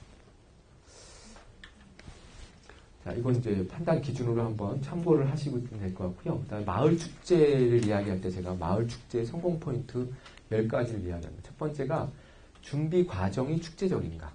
과정이 즐거우면 축제가 즐거울 수 있다는 겁니다. 두 번째가 지역의 스토리텔링이 잘 반영된 소재가 선택되었는가? 매화동의 호족벌 축제. 이 감독님 계시지만 호족벌 축제는 그 지역의 호족벌의 스토리를 잘 반영한 축제이죠. 핵심 프로그램이 단순한가?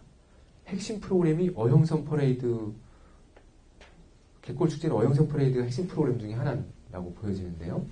어떤 축제에 갔더니 핵심 프로그램에 참여하기 위해서는 24시간 동안 무슨 시험을 봐야 되고, 그 다음에 돈도 내야 되고, 그리고 3시간 동안 기다리지 않으면 뭐 안 되고, 뭐 이런 굉장히 복잡한 과정을 거쳐서 핵심 프로그램에 참여할 수 있다. 이건 핵심 프로그램이 아닌 거예요. 핵심 프로그램은 그냥 그 축제에 간 사람이 자기가 원하기만 하면 누구나 쉽게 참여할 수 있는 보편적 프로그램이에요. 그런데 그것이 가장 강력하기도 하고 그 축제 이미지를 가장 잘 드러내는 프로그램입니다. 축제 준비 과정의 제도화라는 것은 마을 축제에서 간과하기 쉬운 과정이나 절차들을 잘 갖추고 있는 거 하는 거예요. 우리가 축제위원회는 위원회에서 회의를 하고 그 결과에 따라서 또 추진을 하는 의사결정의 단계들이 있는데, 마을 축제는 되게 그걸 무시하고 이장님이나 위원장님이나 주민자치위원장님이 일방적으로 추진하는 경우가 있어요. 그럼 반드시 공격을 당합니다. 나중에.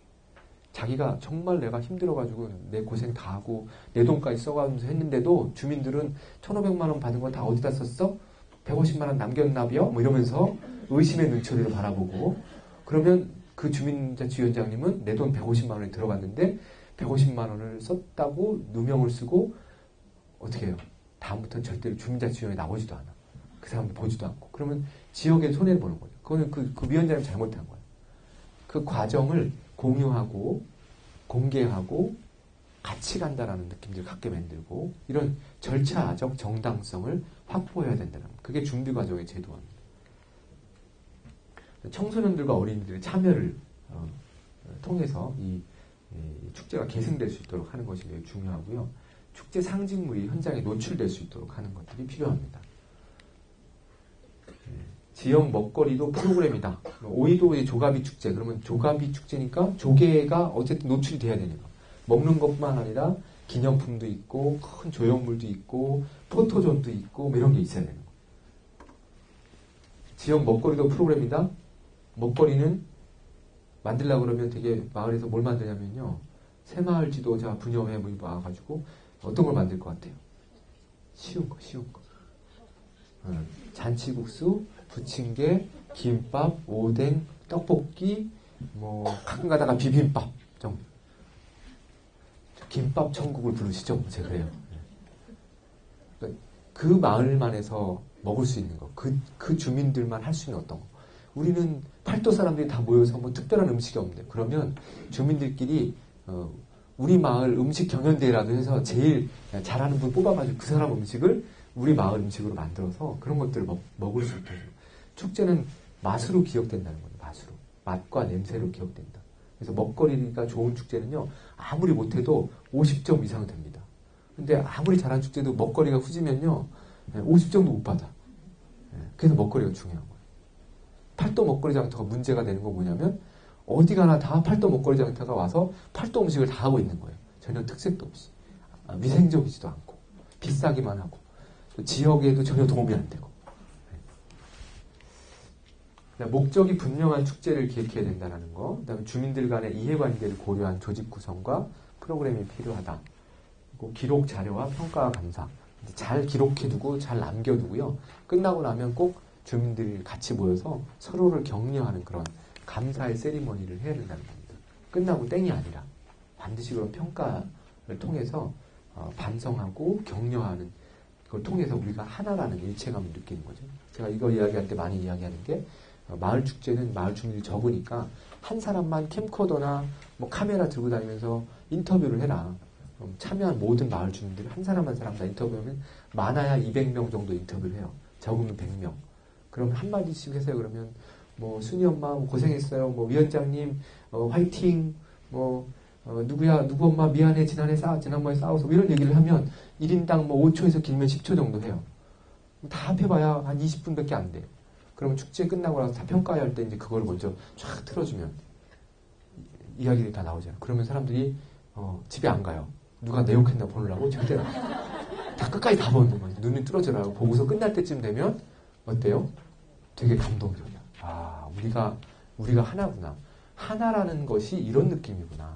우리가 하나가 됐다라는 것이 이런 뿌듯한 느낌이구나. 그래서 이런 공동체, 우리가 지금 공동체가 다 파괴가 돼 있는데 지금 세월호가 엄청난 참사로 아프면서도 우리가 다행스러운 건 우리가 이런 어려울 때 하나가 되는 그런 일체감을 갖고 있구나. 그런 한민족이 공동체 의식을 갖고 있구나 하는 것들을 경험하죠. 그래서 생명 보호는 뭐 세계 최악인데 자원 활동은 세계 최고라고 막 그런 칭찬하는 것처럼 우리가 같이 공감할 수 있는 능력들을 갖고 있다는 거죠. 이런 것들은 같이 사는 주민들과 경험한다는 건 굉장히 뿌듯한 경험. 제가 광주의 남한산성에서 살고 있는데 거기 남한산 초등학교가 있어요. 이제 초등학교 학부모들끼리 되게 150명이에요. 150가구죠. 그러니까 학부모들끼리 친해요. 굉장히 불편해요. 너무 많이 모여요. 제가 이번 달에도 지금 매주 금요일 토요일마다 뭐가 있어가지고 뭐 그런데도 족구하러 제가 나가요. 거기 막 보고서 쓰는 게 밀려있는데도 족구하러 나가서 막 같이 아빠들하고 어울려요. 술도 마시고 이야기도 하고 아이 교육에 대해서 이야기도 하고 아이들 같이 모여서 데리고 어디 여행도 가고 그리고 어떤 아빠가 다치면 다 같이 문병도 가고 그런 경험들을 우리가 참 못하고 산다는 거죠. 내가 혼자 아이를 키우는 게 아니라 다 같이 키우는 거. 그 아이들을 다 알아. 제가 30명의 우리 반 아이들 이름을 다 외워요. 그 엄마들 다 알아요. 이런 것들 우리 마을에 사는 사람들 우리 동네에 있는 사람들을 다 아는 분들이 별로 없다는 거예요. 그렇게 서로 알고 있다는 거. 이런 관계들을 만들어낸다는 것이 축제라는 것은 그런 계기를 만들어준다는 겁니다. 우리가 축제를 만드는 이유는 아까 필요성 처음 얘기할 때 그런 계기가 없으면요. 성년이 됐는데 너는 내일부터 5월 20일이니까 넌 성년이야. 너 내일부터 나는 너를 어른으로 대할 거야. 그럼 얘가 성년이 돼요? 안 되잖아. 아프리카에는 성년이 되기 위해서는요. 몇 개월 동안 수련을 겪고 며칠 동안 밖에 나가서 혼자 자야 되고 그리고 뭘 뛰어넘어야 되고 이 아이를 격려해 주기 위해서 온 주민들이 같이 고통을 나눠요. 서로 막 회초리로 서로를 때리면서 그 고통을 나누고 얘가 성년이 되면 아버지가 가장 좋은 뭐 가죽, 양가죽 같은 거 벗겨서 뭐 머리에 씌워주고 음식을 나눠 먹고 이런 경험을 해서 성년이 됐어요. 이 사람에게 성년은 어떤 의미를 가질까요? 다른 단계의 삶이 시작됐다는 느낌을 갖는 거예요. 축제는 그렇게 통과 의례적 축제는 어떤 단계에서 다음 단계로 넘어가게 해주는 것들을 역할을 해주게 되는 거고요. 그 다음에 공동체가 와해돼 있을 때 이 공동체를 하나로 묶어지는 역할을 하게 만들어주고 그런 다양한 기능들을 갖고 우리가 축제를 해야 한다는 겁니다. 그리고 그 절기에 적응할 수 있도록 뭐 여러 가지를 준비할 수 있도록 만들어주고 우리가 김장 문화를 축제로 유네스코에서 김장 문화를 등재했던 건 뭐예요? 이 엄청난 문화가 우리 김장 문화는 함께 김장을 담그기 위해서 같이 배추를 절이고 속을 넣고 하면서 서로 어울려서 하나가 되고 그걸 나눠 먹기도 하고 이런 나눔이 그 안에 들어있고 그런 걸 통해서 공동체 의식을 느낀다는 거예요. 축제는 그렇게 어떤 필요에 의해서 지역 공동체의 강력한 필요에 의해서 만들어졌다는 거예요. 그런 필요가 무엇일까를 항상 생각해야 됩니다.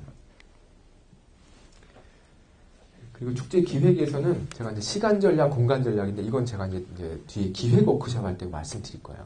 축제를 기획하는 중요한 전략이 시공간 전략입니다. 시공간 전략은 뭐 쉬워요. 예를 들면 축제 시간 전략은 개최 시기 언제 할 거예요? 며칠 동안 할 거예요? 관객들을 몇 시간 동안 머무르게 할 거예요? 이런 거예요. 그 다음에 프로그램별로 몇 분, 몇 시간 할 거예요? 개장 몇 시에 하고 폐장 몇 시에 할 거예요? 프로그램, 타임테이블 어떻게 만들 거예요? 이게 지금 되게 쉬운 것 같잖아요? 이 하나하나에서 고려해야 될 사항이 5, 6가지씩 있습니다. 예를 들자면 적정 체류 시간만 하더라도 그래요. 자, 갯골 생태공원이 있는데 여기에 동시 수용 인원이 몇 명일까? 30만 명이 동시에 갯골 생태공원에 들어왔어요. 이 홍보가 조선일보에 막 대박이 나고 KBS에서 홍보가 되고 다음날 30만 명이 몰려왔어요. 어떻게 될까요? 폐쇄해야 돼요. 갯골 생태공원. 굉장히 위험한 일이 벌어질 수 있는 거죠. 갯골 생태공원의 면적을 잘 몰라서 30만 명이 들어갈 수도 있겠죠. 들어가긴 하겠죠. 그런데 들어가서 중요한 게 아니라 축제의 적정 체류 인원과 체류 시간은 프로그램이 수용할 수 있는 인원으로 계산하는 겁니다. 이 사람이 먹는 거, 전시를 보고, 공연을 보고, 체험을 하고, 휴식을 할 때 그 공간에서 몇 명을 수용할 수 있는가. 갯골 생태공원의 프로그램 쫙 보면 한 30가지의 프로그램에 동시에 2,500명 수용이 가능하다. 그러면 이 사람들이 2,500명이 1인당 체류 시간이 평균 체류 시간이 10시간이다. 그러면 갯골 생태공원은 하루에 몇 명 수용할 수 있어요? 2,500명에서 3,000명 이상 오면 안 되는 거예요.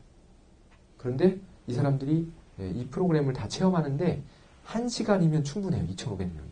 전체 프로그램을 다 도는데. 그러면 하루에 10시간을 개장하면 25,000명이 적정 수용 인원이에요. 적정 수용 인원.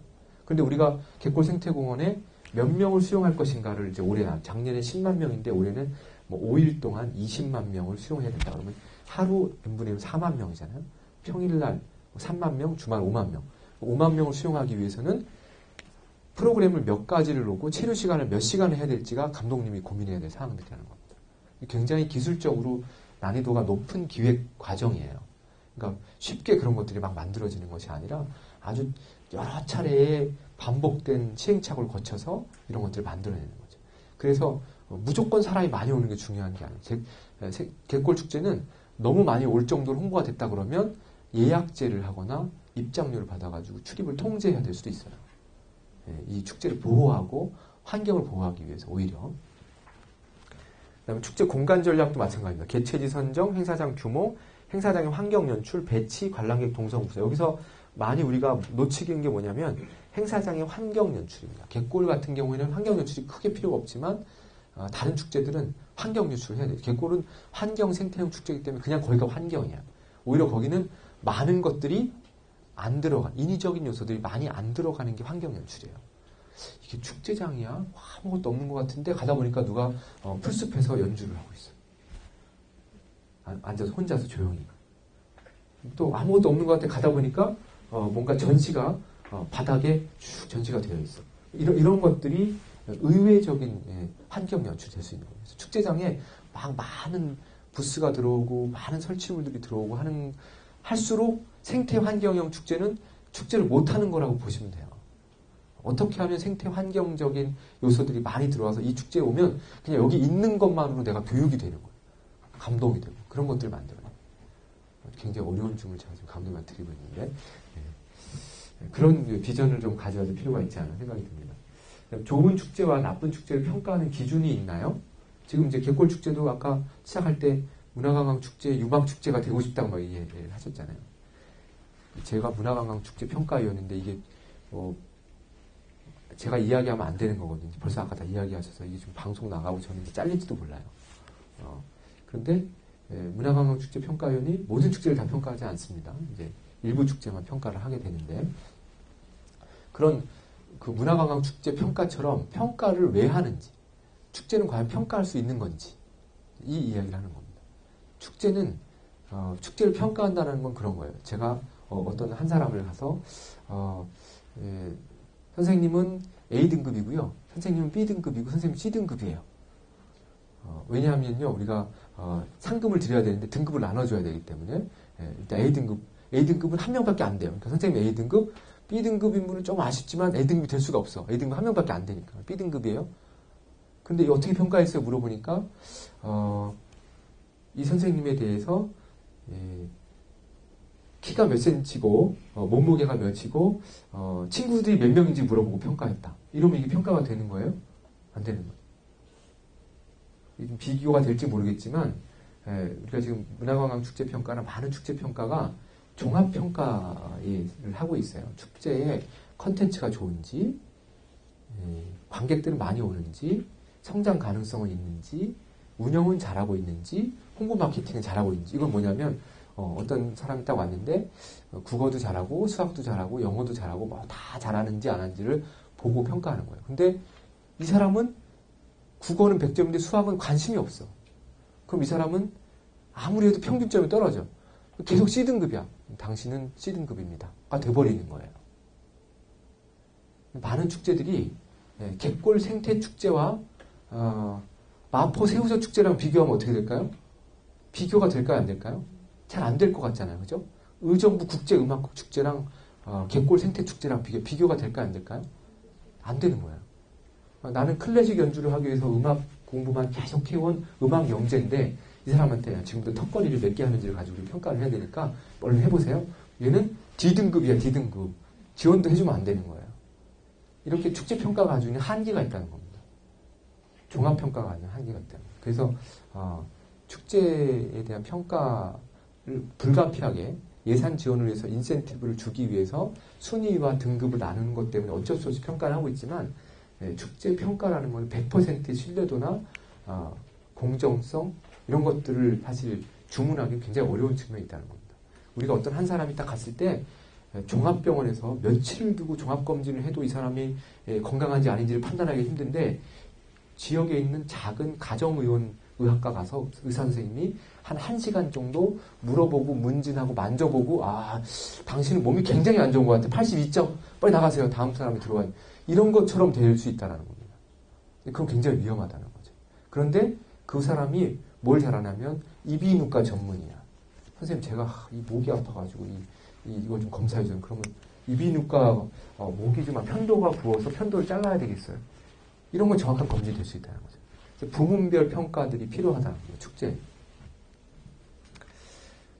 제가 지금 문화관광부 축제 평가를 하고 있고 서울시 축제 평가를 하고 있고 강원도 축제 평가를 하고 있고 농림부 축제 평가하고 있어요. 제가 이제 축제 평가를 제일 많이 하고 있는 사람 중에 한 사람입니다.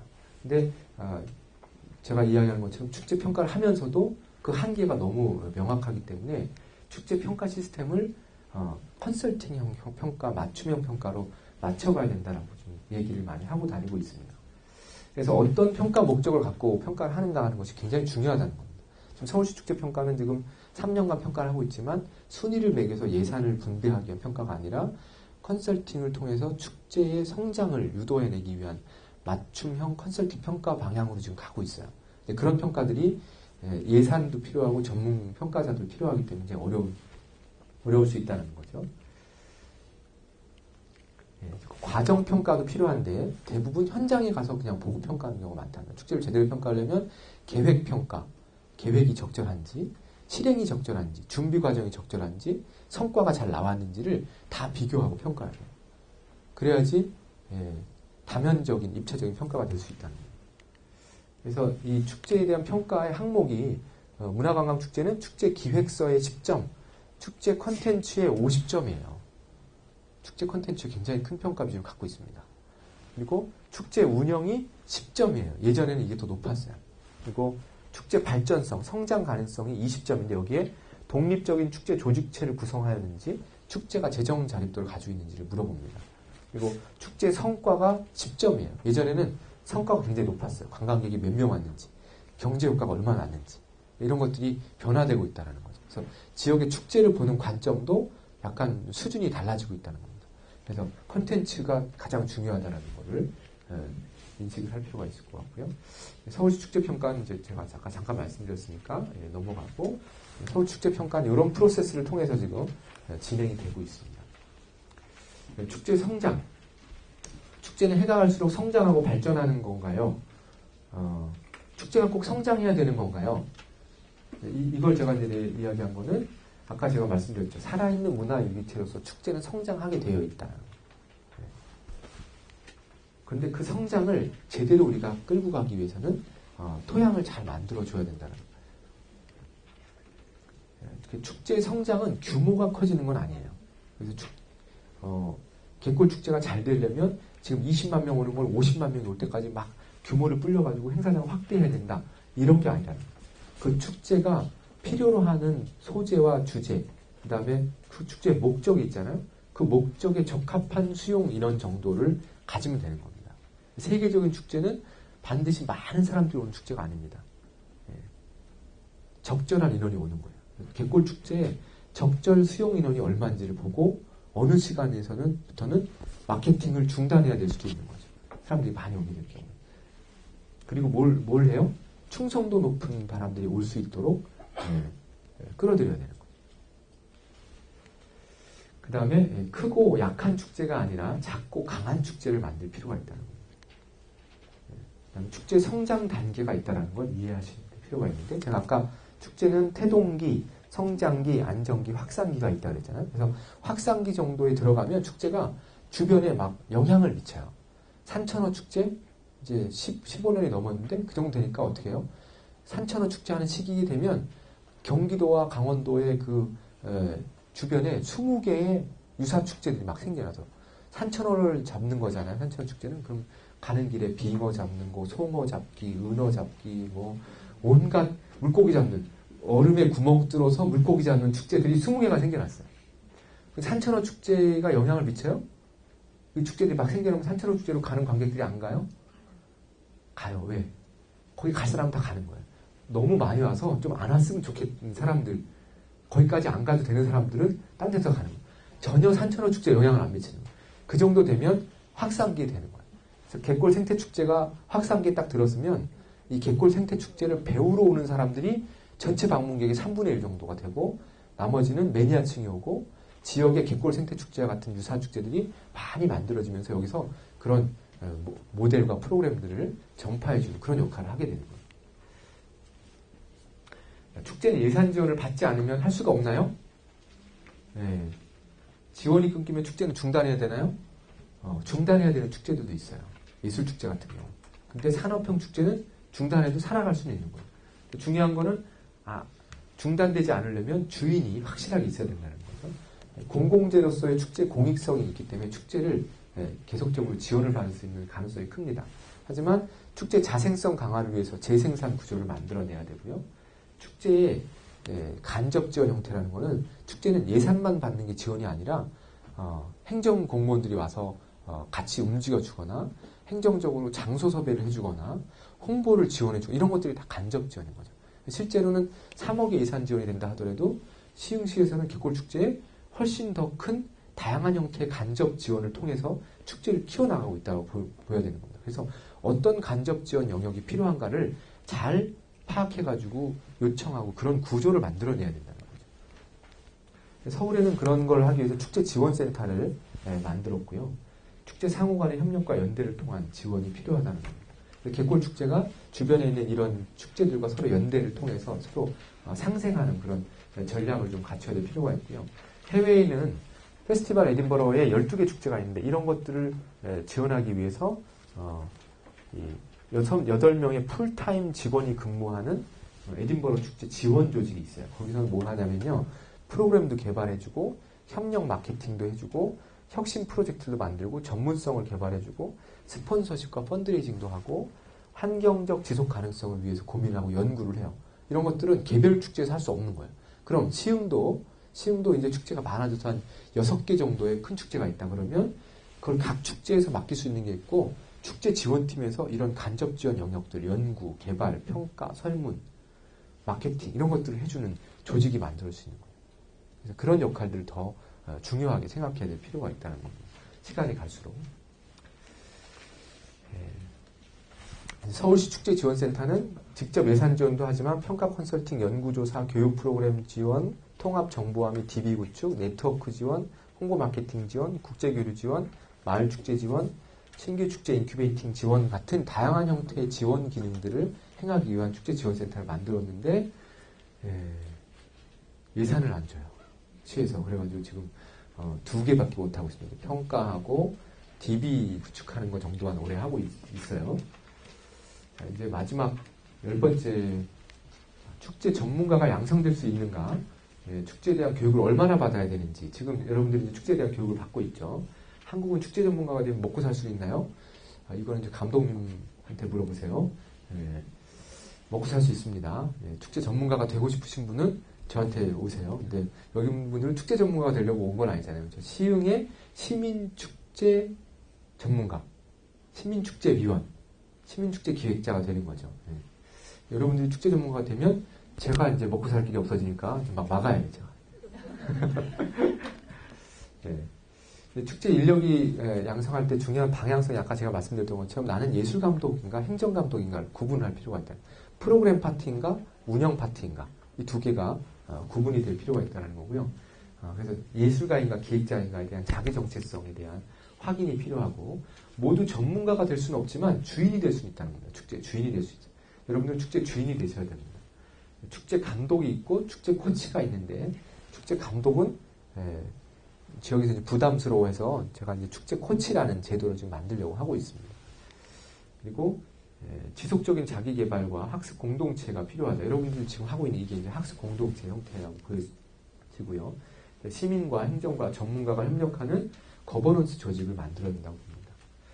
이게 지금 브레미 축제학교에서 제가 이제 교장을 하고 있는 축제학교에서 농민들을 대상으로 초급, 중급, 고급 총 45시간의 축제 교육을 해요. 우리가 지금 20시간의 축제 교육을 하는데 그것보다 훨씬 심화된 축제 교육을 받으면 마을 축제 전문가로 자기 마을에서 이제 축제 리더로 활동을 하게 됩니다.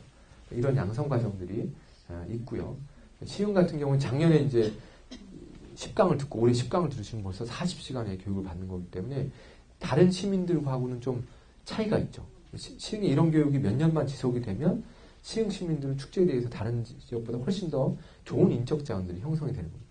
그래서 이 좋은 인적 자원들, 창조 계급들이 많아질수록 지역의 창조성이 높아지고 이런 창조적인 문화 활동들이 더 힘을 받을 수 있다고 봅니다. 자, 여기까지가 제가 준비했던 이론적인 내용이고요.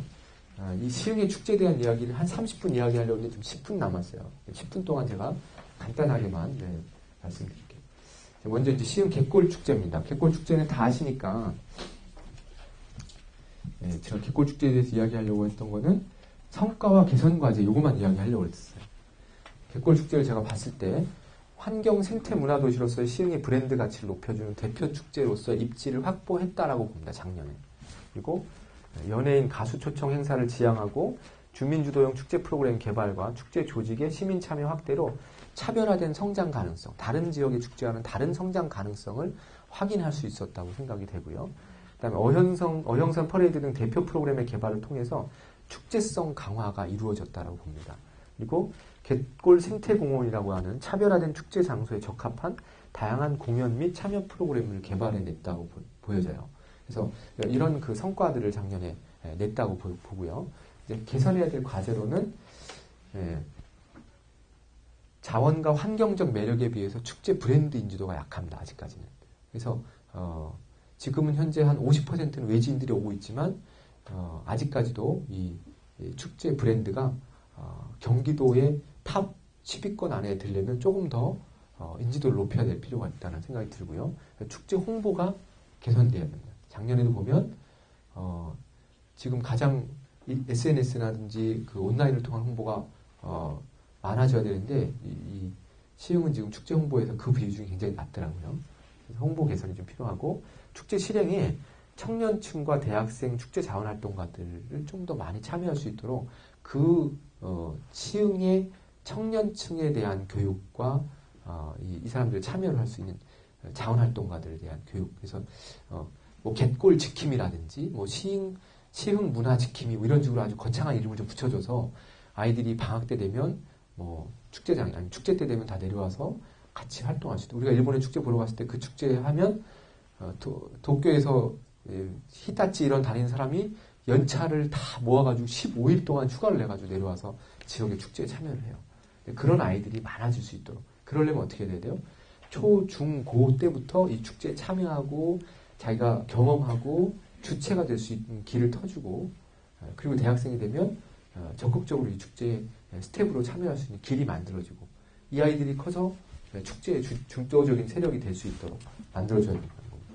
그다음 환경 생태 문화 축제로서 캠페인성 프로그램의 개발과 어용선 퍼레이드 및 전시와 같은 시민 참여형 프로그램의 강화가 더 지속돼야 될 필요가 있다고 보고요. 축제 인지도 향상 및 지역 대표 축제로서의 위상에 걸맞는 예산 투자 및 인력 투자가 필요하다. 야간 시간대 프로그램 운영에 대한 전문성이 좀 더 높아져야 될 필요가 있습니다. 야간 시간이 굉장히 중요한데 야간 시간의 안전 문제라든지 프로그램의 퀄리티를 유지하기 위해서 운영 전문성을 좀 더 강화할 필요가 있습니다. 제가 작년에 보고서 느꼈던 거고요. 두 번째, 오이도 조가비 축제는 안 가봤어요, 제가 볼 때. 그래서 성과를 얘기할 수가 없어. 그래서 제한 정도 얘기하면 갯골 축제와 함께 시흥의 환경 생태 문화 도시로서의 특성을 보여줄 수 있는 시흥의 또 하나의 대표 축제로서의 성장 가능성을 저는 갖고 있다고 봐요. 지금 그 축제는 아니고 어쨌든 이 축제를 새롭게 좀 만들어내는 거죠. 그다음에 오이도의 브랜드 인지도에 비해서 오이도가 시흥이라고 생각하는 사람이 많지 않아요. 그래가지고 그냥 오이도라고 생각하지. 그래서 이 시흥의 이 오이도 축제에 대한 인식들을 새롭게 갖춰가기 위해서 오이도가 시흥의 공간 자원이라는 그런 인식들을 좀 확산시켜내갈 필요가 있고요. 그리고 오이도의 스토리가 있잖아요. 스토리와 시야 방조제, 낙조, 먹거리 등의 자원들이 많습니다. 이걸 잘 활용하면 서울 수도권 내에 이 정도의 접근성을 가지고 이런 환경을 가지고 있는 축제를 만들어내기가 쉽지 않습니다. 그래서 오이도는 저는 굉장히 대중적인 문화 관광형 축제들을 오히려 개발할 수 있는 적합한 지역이라고 생각합니다. 갯골 축제는 생태 환경 교육형 축제라면 여기는 철저히 관광형 축제로서의 개발 가능성이 높다는 거죠. 그다음에 갯골 축제하고 이 시즌을 연계해서 시흥의 축제 시즌을 만들면 어떨까 이런 생각도 좀 해봤고요. 그다음에 그런 제안을 좀 드릴 수 있을 것 같습니다. 그리고 군자봉 성황제는 제가 몰라요. 근데 어쨌든 이게 1000년 동안 계속돼갖고 매년 음력 10월 3일에 하고 있답니다. 근데 이런 것들은 뭐 지역의 어떤 민속 문화로서 계속 유지하는 건 필요할 것 같은데 이걸 축제로 봐야 될지는 좀 의문이 있습니다. 그리고 뜨라 콘서트는 제가 이제 작년에 봐서 이것도 이제 축제와 좀 연결돼서 제가 좀 넣어놨는데 매년 동단위 개최를 통해서 주민들의 문화 향유욕을 축적시켜 왔다고 봅니다. 뜨라 콘서트가. 그리고 찾아가는 문화 프로그램에서의 브랜드를 형성하고 있고 주민들이 잘 인식하고 있어요. 그리고 사전 사후에 주민자치 동아리 발표를 통해서 주민 참여형 프로그램과도 연결이 잘 되고 있다고 봅니다. 콘서트 운영 관련 준비 과정에 주민 참여의 채널을 유지는 하고 있는 것 같아요. 근데 개선 과제는 이 동단위에서 하는 주민축제랑 뜨라 콘서트가 잘 연결이 안 될 경우에 주객이 전도가 돼버리는 경우가 생기더라고요. 그래서 이 뜨라 콘서트의 일정에 축제 일정을 맞춰야 된다든지 이 시간에 이 축제를 맞춰야 된다. 그래서 뜨라 콘서트가 메인이고 마을 단위 축제가 부대 프로그램처럼 돼버리는 건 위험하다고 생각이 돼요. 그래서 장소하고 시기, 프로그램에 대한 결정을 가질 수 있도록 축제위원회가 그런 권한을 가지도록 마을별로 그런 역량이 된 데는 이런 권한을 좀 넘겨주면 어떨까 하는 생각이 좀 들어요. 그리고 단순 공연형 프로그램이 갖는 주민 통합 및 공동체성 강화에 이 공연형 프로그램이 갖는 한계가 있습니다. 그냥 앉아서 나와서 보는 거기 때문에 우리 아이 나오면 박수치고 아니면 들어가 버려요. 이거 그냥 주민공 결속력을 강화하는데 아무 의미가 없는 거죠. 그러니까 이건 사실 뜨라 콘서트가 계속돼도 지역의 공동체성은 향상되지 않는다는 거죠. 그냥 좋은 공연 하니까 우리 시에서 좋은 공연 해주니까 박수 참 잘하고 있어 이럴 수는 있어요. 하지만 그 정도 예산을 들여서 매년 개최하면서 이걸 좀 더 잘 활용하면 지역의 좋은 축제와 결합돼서 더 큰 시너지를 낼 수 있다고 봅니다. 작년에 제가 이 축제 마을 축제 교육을 하는데 뜨라 콘서트를 하고 있는데 제가 굉장히 안타까웠어요. 이게 진행되는 방식을 보고. 그리고 계절별로 분리해서 봄에는 뜨라 콘서트를 하고 가을에는 주민축제 형태로 구분하는 것도 저는 낫지 않을까 생각도 해봤고요. 동단위 마을별로 주민들하고 환경적인 특성이 달라요. 그래서 어떤 지역은 청소년들이 많고 어떤 지역은 노인들이 많고 프로그램이 다 달라져야 되겠죠. 그래서 그 동단위의 특성에 맞는 프로그램 기획이 좀 필요하다라고 생각이 됩니다. 시흥 평생학습 축제는 잘 모르겠어요. 제가 평생학습 축제 전국 대회를 기본 계획을 세워봐서 어떤 방향으로 가야 되는지는 잘 알겠는데 제가 뭘 못 봐서 잘 이건 제안 못 드리겠고요. 시흥 시민의 날도 시흥에서는 지금 하고 있고 매화동 호족벌 축제, 호족벌 축제의 방을 붙였던 겁니다. 매화마을 백성들에게 호족판서가 알립니다. 매화마을 대동서교 앞 정자에서 진행이 됩니다. 이걸 이 방을 마을에다 막 붙였었어요. 사람들이 이 축제를 하면서 좀 새롭게 느꼈었는데 성과, 지역의 역사 문화 스토리의 축제 활용, 차별화 가능성을 확인했다. 지역의 역사 문화 스토리를 잘 활용하고 있고 주민 주도의 마을 단위 축제 모델을 좀 보여줬다라고 보여집니다. 그리고 지역 활동가와 주민자센터의 협력 가능성을 확인했는데 제가 볼 때는 이 협력이 100% 잘 안 됐어요. 이제 주민자 지원 따로 뭐 이렇게 좀 아쉬운 부분이 있어요. 하지만 그 필요성을 인식하고 있다는 것 정도로 저는 가능성이 있다고 보고요. 그다음 지역의 자연, 생활, 문화 자원의 활용을 실험했다라고 보여지고 축제를 통해서 주민들이 자기 지역 또 지역 문화에 대한 관심을 갖는 데 기여를 했어요. 신문도 발행하고 해서 신문을 발행해서 주민 통합을 위한 매체 개발이 필요하다는 것들을 서로 이제 공감을 했었습니다. 개선 과제로는 주민자치위원회 중심의 추진 구조가 갖는 한계가 있습니다. 그래서 저는 주민자치위원회는 주민의 민주도형 대표 조직이 아니라고 저는 생각하는 사람이에요. 동해 행정조직이지. 주민자치위원회가 했다라고 해서 주민들이 했다라고 등치시키면 안 돼요. 그래서 지역의 민간 시민단체, 주민동아리 이런 분들이 더 활발하게 움직여서 주민자치위원회가 그 조직을 서포트하는 방식으로 축제위원회가 만들어지는 게 적합하지. 안 그러면 주민자치위원장이 혼자서 다 덤태기 쓰고 저 쌩 고생하고 욕은 욕대로 먹고 다시는 안 하고 이게 계속 반복이 되고 있어요.